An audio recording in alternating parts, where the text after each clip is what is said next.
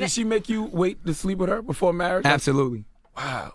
I mean, the first time that we actually sat down and met, you know, it was on some spiritual stuff, like we praying and all of that type of stuff. And I was like, whoa, I didn't even know Mariah had this side to her. And then a lot of people don't know, like, whoa, she's a really good girl and conservative when it comes to that and deep into the Bible and all of that. And people just wouldn't think about that.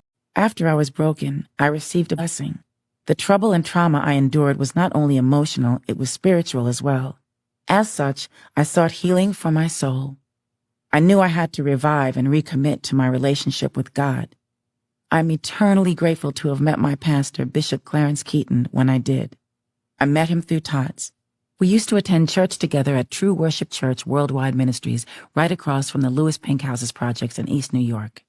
Tots and I were even rebaptized there together. At True Worship, I became a student of the Bible, doing a 3-year intensive. We went through it from Old to New Testament. I took notes, and I took the healing words in.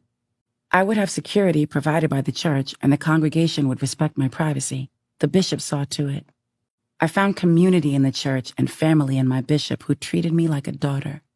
He often came to talk to me, even when he was going through health issues toward the end of his life. It was such an honor to solidify Bishop Keaton's legacy as a great spiritual teacher in my life and in the world by featuring him on 2 of my songs, I Wish You Well and Fly Like a Bird. He and the True Worship Choir joined me on Good Morning America to perform Fly Like a Bird before he took flight on July 3rd, 2009. Having a family in God brought me back to my life in the light. Pat couldn't understand. She left me a snide phone message on my BlackBerry. What is this with you and your new friends and your new prayers?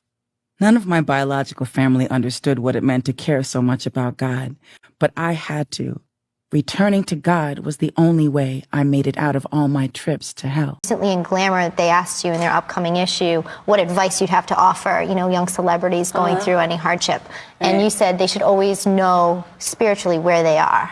What did you That's mean what by works that? for me. I mean, honestly, it's like if you're not spiritually centered, you're kind of back and forth. But, not everybody is at that point, and maybe some people need to reel themselves in and get back to that point, which is what I need to do. Because, I'm sure a lot of people, celebrity or not, feel like they're just on their own. How do you get to that point?